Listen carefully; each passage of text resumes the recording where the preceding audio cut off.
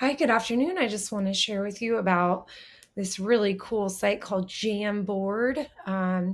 So this one is very similar to Padlet. Just visually, it looks a little bit different. But again, you can post a question at the top. One thing we thought, might be cool as a staff if you want to share a highlight of your summer or a new skill have learned, you can post that here. I will share the link with you as well. But essentially, with this one, you can, again, add an image. You can even grab it from Google Images. You can add a little post it note, change the color, draw something or whatnot.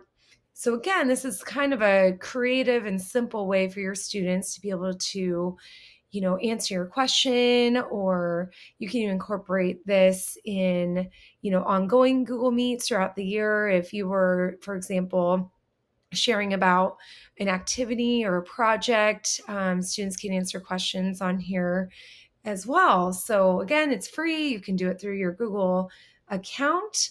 The neat thing about this one is you can actually add multiple frames as well. So if you want to do several questions or different backdrops, you can continuously add several at a time. So that's that. Thank you for listening.